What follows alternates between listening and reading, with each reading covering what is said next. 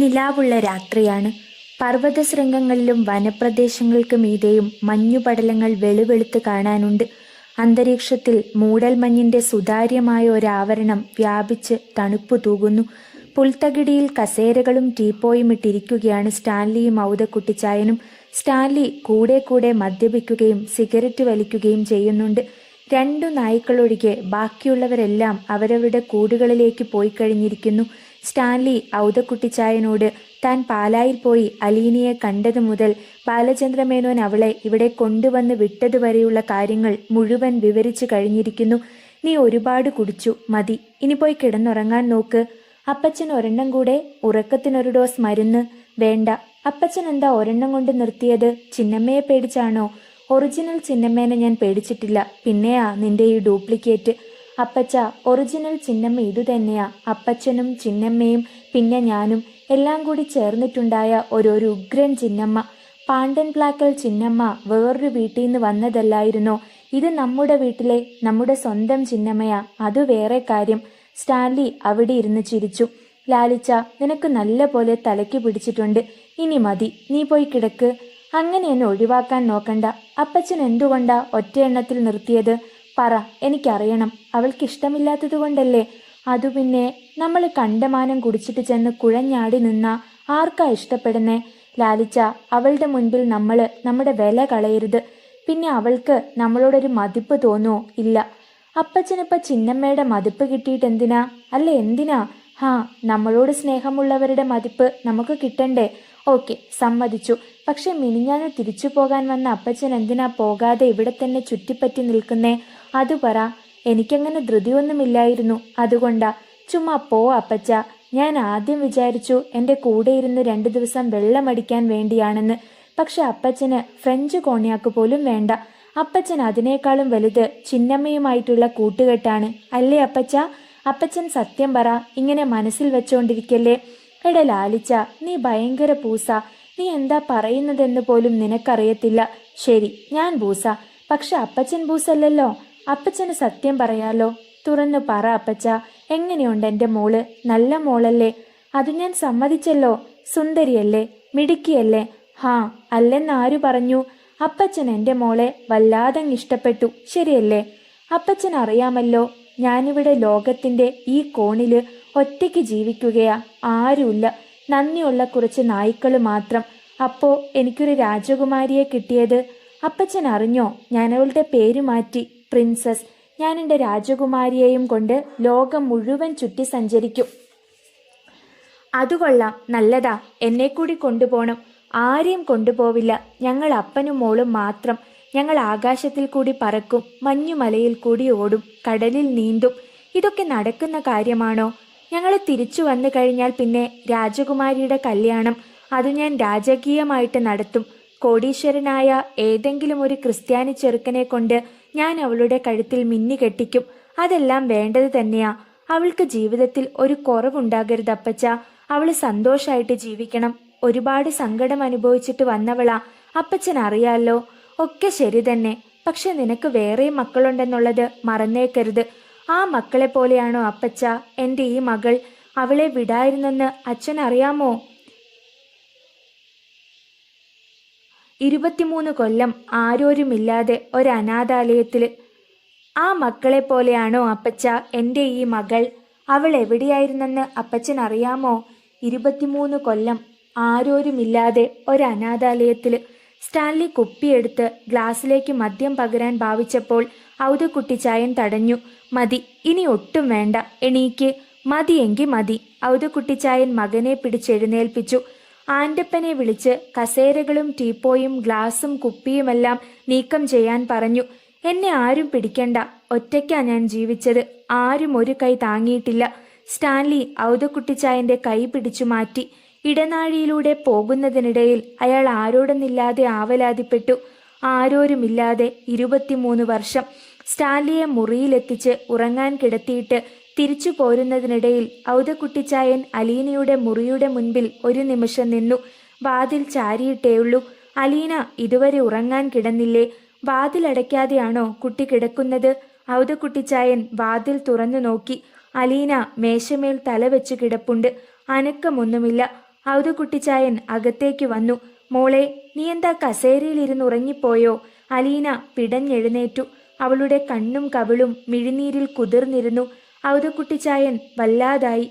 എന്തിനാ മോളെ നീ കരഞ്ഞത്? എന്തുപറ്റി? അലീന എത്ര അടക്കി പിടിച്ചിട്ടും വിതുമ്പിപ്പോയി. കാര്യം എന്താണെന്ന് പറ. ആരെങ്കിലും നിന്നെ വഴക്കു പറഞ്ഞോ? ഇല്ല. അവൾ കണ്ണു തുടച്ചു. പിന്നെന്താ? എനിക്കിവിടുന്ന് പോയാ മതിയായിരുന്നു. അലീനയുടെ കണ്ടമിടറി. ഔതുകുട്ടിച്ചായൻ ഒന്നുകൂടി അന്താളിച്ചു. മേശമേൽ കൈമുട്ടുകളൂന്നി ഇരു കൈത്തലങ്ങൾ കൊണ്ട് മുഖം മറച്ച് കുനിഞ്ഞിരിക്കുകയാണ് അലീന. ഇടയ്ക്കിടെ നനഞ്ഞ നെടുനിശ്വാസങ്ങൾ കേൾക്കാനുണ്ട്. ഔതുകുട്ടിച്ചായൻ സോഫയിൽ നിന്ന് എഴുന്നേറ്റു. അലീനയുടെ അരികെ ചെന്നു. മോളെ, അയാൾ പതിയെ വിളിച്ചു. അലീന മെല്ലെ മുഖം തിരിച്ചു. അവളുടെ കവിളുകൾ നനഞ്ഞിരുന്നു. നീ ആ വീട്ടിലെ കാര്യങ്ങളോർത്ത് വിഷമിക്കുന്നതെന്തിനാ? നിന്നെക്കൊണ്ട് കഴിയുന്നതും അതിലപ്പുറവും നീ അവർക്കു വേണ്ടി ബുദ്ധിമുട്ടിയില്ലേ? നിന്റെ കുറ്റം കൊണ്ടല്ലല്ലോ അവിടുന്ന് പോരേണ്ടി വന്നതും.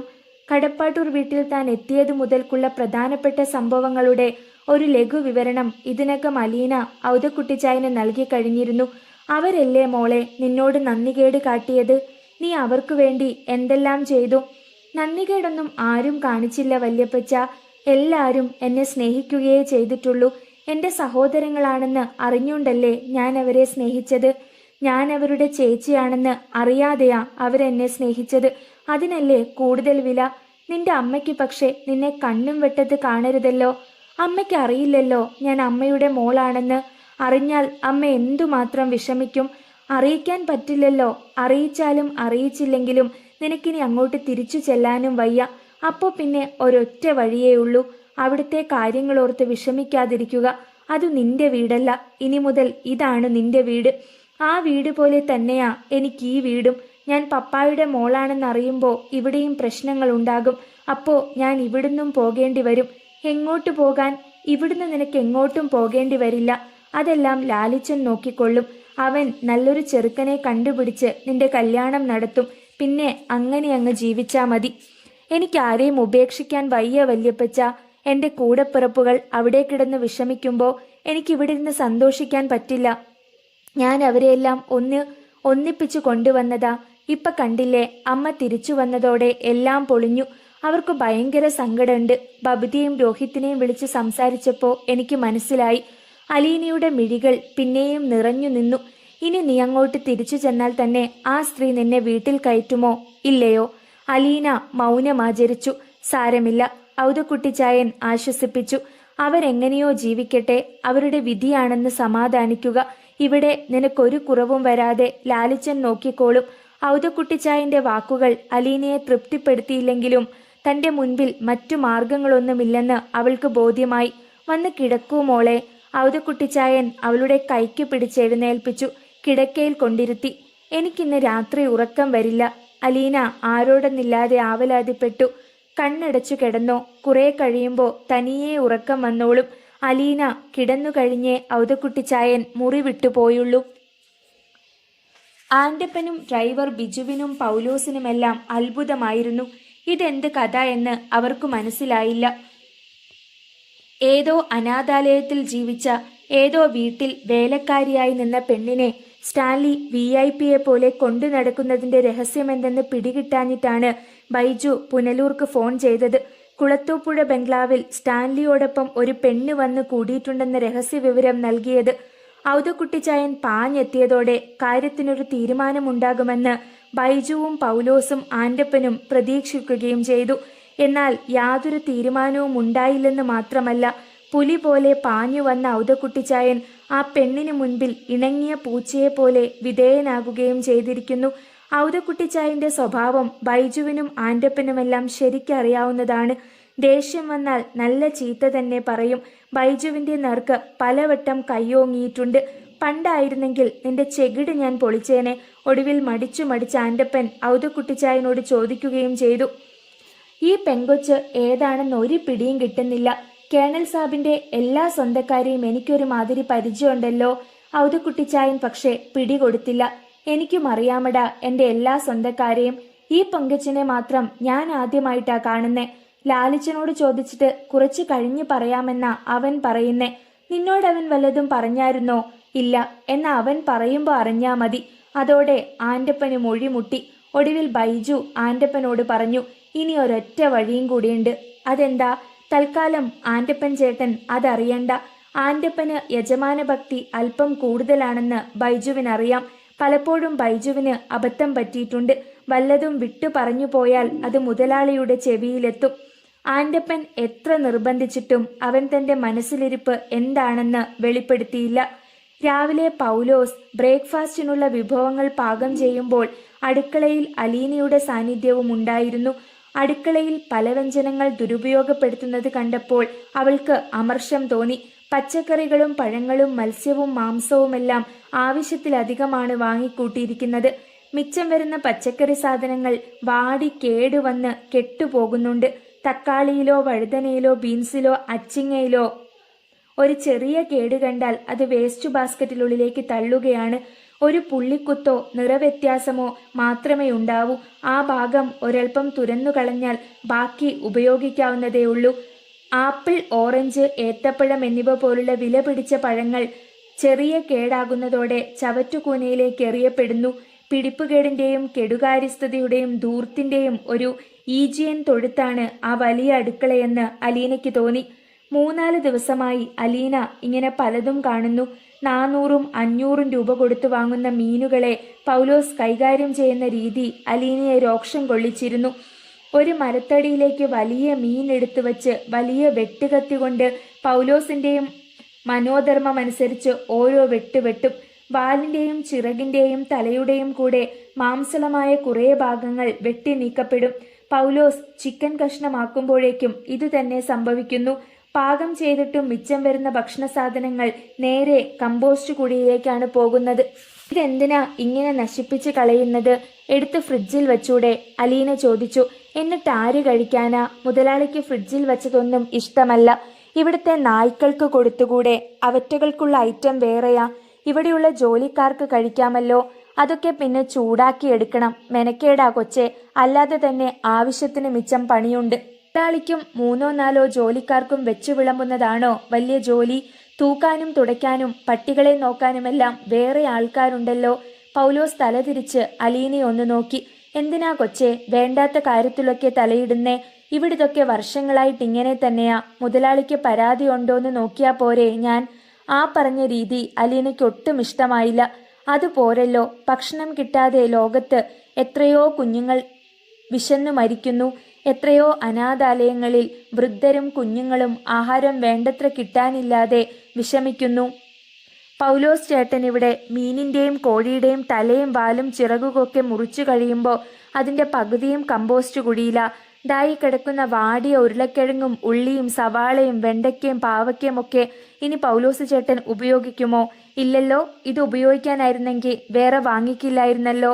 ഇങ്ങനെ കിലോ കണക്കിന് കളയാൻ എങ്ങനെ തോന്നുന്നു? പൗലോസ് ചേട്ടന്റെ സ്വന്തം വീട്ടിലാണെങ്കിൽ ഇങ്ങനെ ചെയ്യുമോ? ഇവിടെ ജോലി ചെയ്യാൻ തുടങ്ങിയിട്ട് വർഷങ്ങളായെന്നല്ലേ പൗലോസ് ചേട്ടൻ പറഞ്ഞത്? എന്നിട്ട് ഇതുവരെ ഈ വീട്ടിൽ എന്തുമാത്രം ഭക്ഷണം ഉണ്ടാക്കണമെന്ന് പൗലോസ് ചേട്ടൻ അറിയില്ലേ? എന്തിനാ ഇങ്ങനെ കുറെ വേവിച്ചു കൊണ്ടുപോയി കളയുന്നത്?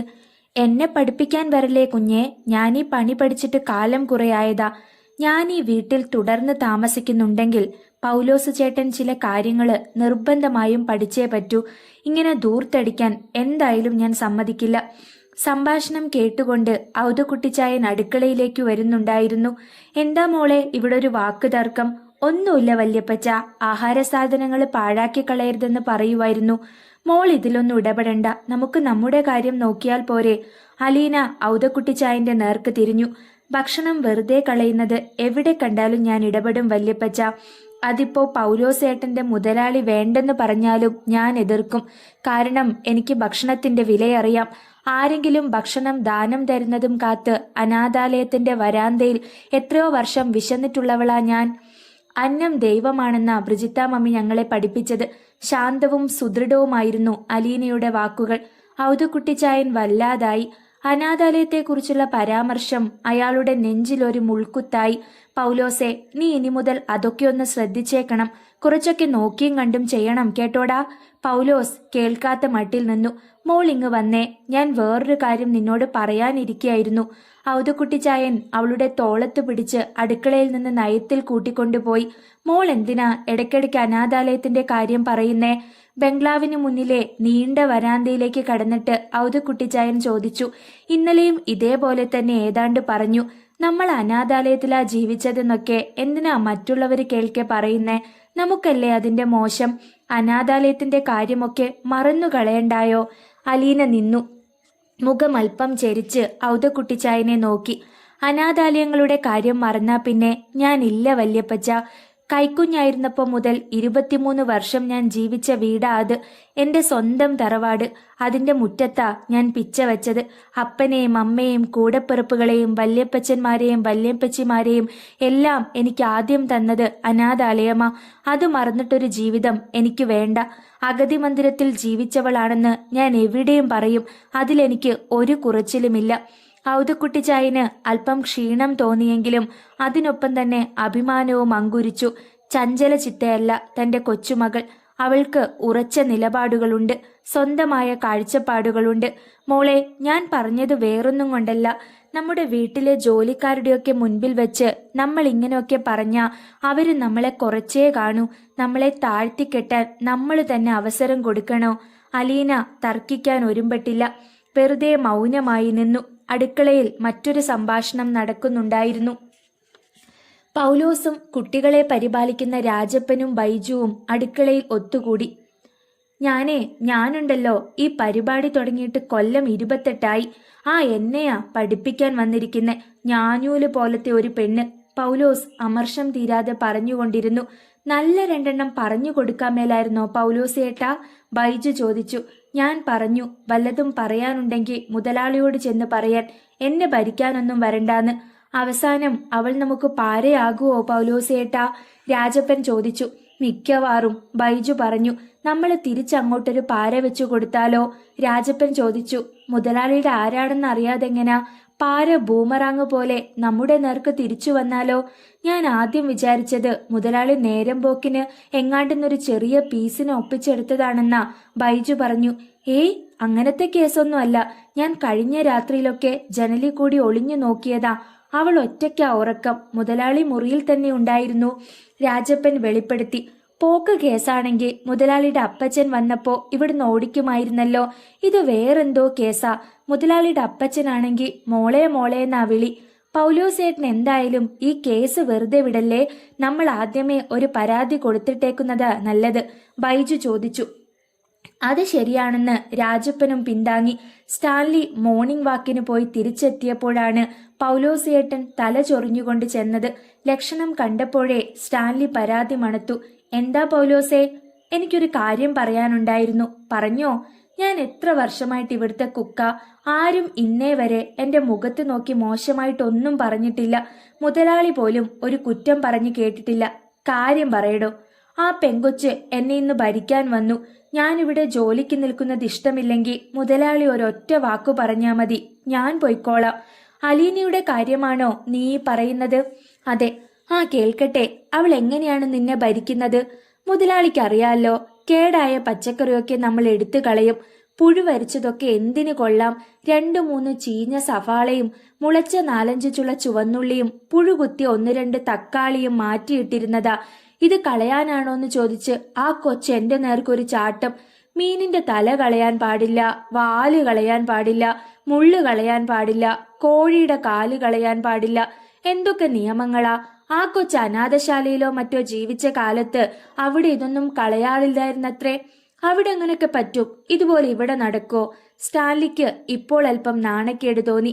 അതുപോലെ തന്നെ ആഹാരം വല്ലതും മിച്ചം വന്നാൽ ഇവിടുത്തെ ജോലിക്കാര് തിന്നു തീർത്തോളണമെന്ന് ഞാൻ ആദ്യം കേൾക്കുകയാ ഇങ്ങനെയൊക്കെ. അതുമാത്രല്ല, പിടിച്ചു ചെലവാക്കിക്കൊള്ളാൻ ഒരു മുന്നറിയിപ്പും. അതായത് കുറഞ്ഞ വിലയുടെ സാധനങ്ങൾ കുറേശ്ശെ വാങ്ങിച്ചാൽ മതിയെന്ന്. അങ്ങനെയാണെങ്കിൽ എനിക്ക് വല്ല പിശുക്കന്റെ വീട്ടിലും പോയി നിന്നാ പോരെ? മുതലാളിയുടെ കുക്കായിട്ട് നിൽക്കണോ? അതുകൊണ്ട് മുതലാളി ഒന്നുകിൽ എന്നെ പിരിച്ചു വിട്ടേക്കണം, അല്ലെങ്കിൽ ആ കൊച്ചിനോട് എന്റെ കയ്യെ കയറി പിടിക്കരുതെന്ന് പറയണം. ഹാ, നീ പൊയ്ക്കോ പൗലോസേ, ഞാൻ വേണ്ടത് ചെയ്തോളാം, സ്റ്റാൻലി പറഞ്ഞു. പൗലോസ് പോയി. രാവിലെ ബ്രേക്ക്ഫാസ്റ്റിനിരുന്നപ്പോൾ സ്റ്റാൻലി അലീനയോട് ചോദിച്ചു, അലീന ഇന്ന് അടുക്കളയിൽ കയറി പൗലോസിനോട് വഴക്കുണ്ടാക്കിയോ? വഴക്കൊന്നും ഉണ്ടായില്ല, ആഹാര സാധനങ്ങൾ വെറുതെ നഷ്ടപ്പെടുത്തരുതെന്ന് പറഞ്ഞു. അലീന മറുപടി നൽകി. നീ എന്തിനാ ഇവിടുത്തെ ജോലിക്കാരുമായിട്ട് തർക്കത്തിനും ഗുസ്തിക്കും പോകുന്നത്? നാണക്കേട്. നമുക്കൊരു അന്തസ്സില്ലേ? അവരെന്തു വേണമെങ്കിലും ചെയ്തോട്ടെ, നീ ആ ഭാഗത്തേക്ക് നോക്കാനേ പോകണ്ട. ഭക്ഷണം വെറുതെ പാഴാക്കി കളയുന്നത് കണ്ടിട്ടാ അതെല്ലാം ഞാൻ നോക്കിക്കൊള്ളാം. ഞാനും ഇവളോട് പറഞ്ഞു ലാലിച്ച. തരപ്പടിക്കാരോടാണെങ്കിൽ ഒന്നും രണ്ടും പറയാൻ രസമുണ്ട്, ഇത് ചുമ്മാ അടുക്കളക്കാരനോട്. അലീന ഒന്നും മിണ്ടാതിരുന്ന് ഭക്ഷണം കഴിച്ചു. സ്റ്റാൻലി കൂടുതലൊന്നും പറഞ്ഞുമില്ല. പൗലോസ് ഊണുമുറിയുടെ വാതിലിനപ്പുറം നിന്ന് എല്ലാം കേൾക്കുന്നുണ്ടായിരുന്നു. അയാൾക്ക് തൃപ്തിയായി. അലീന അന്നേ ദിവസം അടുക്കള ഭാഗത്തേക്ക് പോയതേയില്ല. എന്നാൽ പിറ്റേന്ന് രാവിലെ അവൾ അടുക്കളയിലെത്തി. മാർക്കറ്റിൽ പോയിരുന്ന ആൻ്റപ്പനും ബൈജുവും കൂടി അതിനകം തിരിച്ചെത്തി. ചിക്കനും മീനും മറ്റ് സാധനങ്ങളുമെല്ലാം അവർ സ്ലാബിൽ എടുത്തു വെച്ചു. പൗലോസ് ഏട്ടാ, മീൻ വെട്ടുമ്പോ സൂക്ഷിക്കണേ, ബൈജു അലീനയുടെ നേർക്കൊന്ന് കണ്ണെറിഞ്ഞിട്ട് പറഞ്ഞു. അത്രേ ഉള്ളൂ ബൈജു, ഞാനൊരു സ്കെയിൽ എടുത്ത് വെച്ചിട്ടുണ്ട്, അളന്ന് വെട്ടാൻ. തലയും വാലും പോകരുതല്ലോ. സൂപ്പ് വെച്ച് കുറെ അനാഥ കുഞ്ഞുങ്ങൾക്ക് കൊടുക്കണം. അലീന വെറുതെ അങ്ങിങ്ങ് നോക്കിക്കൊണ്ട് സ്ലാബിനരികിലൂടെ നടന്നു. നെയ്മീനാണ് വാങ്ങിക്കൊണ്ട് വന്നിരിക്കുന്നത്. 3-3.5 കിലോ വരുന്ന ഒരെണ്ണം. പൗലോസിന് അപ്പോൾ തന്നെ മീൻ വെട്ടണമെന്ന് തോന്നി. അതും അലീനയുടെ മുൻപിൽ വെച്ച് തന്നെ. സാധാരണ ബ്രേക്ക്ഫാസ്റ്റ് കഴിഞ്ഞിട്ടാണ് മീനിൽ കൈവയ്ക്കുക. ചെയ്തുകൊണ്ടിരുന്ന പണി അവിടെ ഇട്ടിട്ട് പൗലോസ് വന്ന് മീൻ വാലിൽ പിടിച്ച് തൂക്കിയെടുത്തുകൊണ്ടുപോയി തടിമുട്ടിയിൽ വെച്ചു. അലീനയ്ക്ക് കാണാൻ പാകത്തിൽ ഒതുങ്ങി നിന്നിട്ട് മീനിന്റെ വാൽ ഭാഗത്തൊറ്റ വെട്ട്. വാലിനോടൊപ്പം 1/2 കിലോ മാംസള ഭാഗവും കൂടി മുറിഞ്ഞു വീണു. തലഭാഗത്തും ഒറ്റ വെട്ട്. അവിടെയും ഏതാണ്ട് 3/4 കിലോയോളം മാംസം തലയൊപ്പമറ്റു. അലീന കാണെ പൗലോസ് വാലും തലയും എടുത്തുകൊണ്ടുപോയി വേസ്റ്റിടുന്ന ബക്കറ്റിലിട്ട് തള്ളി അടപ്പിട്ട് മൂടി. ബൈജുവിനും രാജപ്പനും ആ പരിപാടി നന്നേ ഇഷ്ടപ്പെട്ടു. തലയും വാലും അത്രയും വെച്ച് കളയണായിരുന്നോ പൗലോസേട്ടാ? അതും സെന്റിമീറ്റർ വെച്ച് അളന്നു നോക്കുന്നവര് നോക്കി നിൽക്കുമ്പോ. ഓ, ഇതുകൊണ്ട് എന്റെ പണി പോകുന്നെങ്കിൽ പോട്ടടാ ബൈജു, പൗലോസ് കൃത്രിമ ഗൗരവത്തിൽ പറഞ്ഞു. അയാൾ മീൻ അവിടെ ഇട്ടിട്ട് ആദ്യം ചെയ്തുകൊണ്ടിരുന്ന ജോലിയിലേക്ക് മടങ്ങി. അലീന കൈകൾ മാറിൽ പിണച്ചു കെട്ടി. അതെന്തിന്റെ അടയാളമാണെന്ന് അറിയാവുന്നത് 2 പേർക്ക് മാത്രമായിരുന്നു. അതിലൊരാൾ മരിച്ചുപോയി, ബ്രിജിത്ത മമ്മി. രണ്ടാമത്തെയാൾ രേവതിക്കുട്ടിയാണ്. പൗലോസേട്ടാ, അലീന ശാന്തസ്വരത്തിൽ വിളിച്ചു. പൗലോസ് പാതി തലതിരിച്ചു നോക്കിയിട്ട് ആ വിളി അവഗണിച്ചു പറഞ്ഞു.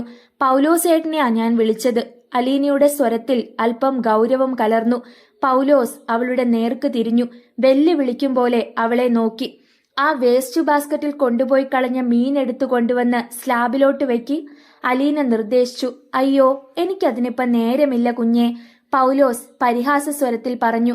അത് കഴിഞ്ഞിട്ട് മതി പൗലോസേട്ടാ, ബാക്കി ജോലികളൊക്കെ. അലീനയുടെ ശബ്ദത്തിന് മൂർച്ചയേറി. പൗലോസ് ഉടൻ വെട്ടിത്തിരിഞ്ഞ് ഒരു വാതിൽ കടന്ന് അപ്രത്യക്ഷനായി. അലീന അചഞ്ചലയായി അവിടെ തന്നെ നിന്നു. കളി മുറുകുന്നുവെന്ന് കണ്ടപ്പോൾ ബൈജുവിനും രാജപ്പനും ആൻ്റപ്പനും രസം പിടിച്ചു. ആദ്യം ഔതക്കുട്ടിച്ചായനാണ് വന്നത്. എന്താ മോളെ പ്രശ്നം? ഒരു ചെറിയ കാര്യമുള്ളൂ വല്യപ്പച്ച. പക്ഷേ ഒരു കൊടുങ്കാറ്റിനെ അടക്കി പിടിച്ചിരിക്കുന്നത് പോലെയുള്ള അവളുടെ മുഖഭാവം കണ്ടപ്പോൾ കാര്യം ചെറുതല്ലെന്ന് അയാൾക്ക് മനസ്സിലായി. സ്റ്റാൻലി അടുക്കളവാതിൽ കടന്നു വന്നു. പിറകെ പൗലോസും. അലീന, എന്താ ഇവിടെ വഴക്ക്? സ്റ്റാൻലി ഗൗരവത്തിൽ ചോദിച്ചു. പൗലോസേട്ടനോട് ഞാൻ എന്താ പറഞ്ഞത്? അലീനയുടെ വാക്കുകൾ ചുട്ടുപഴുത്തു. ആ ബാസ്ക്കറ്റിലിട്ട സാധനം പെറുക്കി സ്ലാബിൽ വയ്ക്കാനല്ലേ? അതനുസരിക്കാൻ മനസ്സില്ലെങ്കിൽ ഇനി ഈ വീട്ടിൽ ഒരു ജോലിയും പൗലോസേട്ടൻ ചെയ്യണ്ട.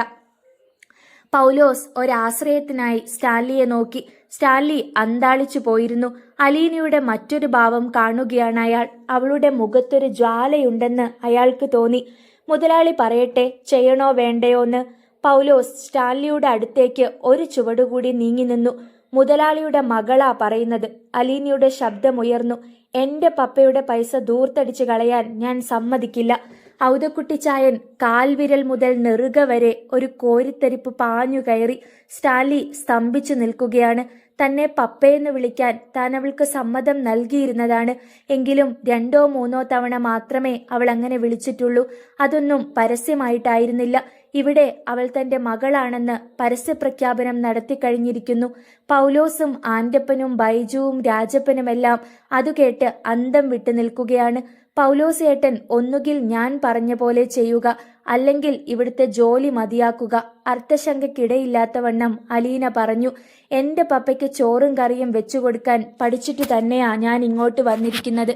എന്റെ പപ്പയ്ക്ക് മാത്രമല്ല, ഇതുപോലെ 25 പേർക്ക് കൂടി വെച്ചു വിളമ്പാൻ എന്നെ കൊണ്ട് പറ്റും.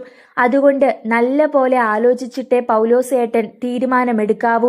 പിരിഞ്ഞു പോയാ പിന്നെ ഇങ്ങോട്ട് തിരിച്ചു വരാൻ പറ്റില്ലെന്നോർത്തോളണം. അലീന മാറിൽ പിണച്ചുകെട്ടിയ കൈകളഴിച്ചു. പതിയെ പിന്തിരിഞ്ഞ് നടന്നു വാതിൽ കടന്നുപോയി. സ്റ്റാൻലിയും പിന്നെ അവിടെ നിന്നില്ല. അവള് പറഞ്ഞതുപോലെ ചെയ്യടാ, വായും പൊളിച്ചു നോക്കി നിൽക്കാതെ, ഔതക്കുട്ടിച്ചായൻ പൗലോസിനോട് ആജ്ഞാപിച്ചു. പൗലോസ് തലയും കുനിച്ച് നടന്നു ചെന്ന് വേസ്റ്റ് ബാസ്ക്കറ്റ് തുറന്ന് അതിലിട്ടിരുന്ന മത്സ്യ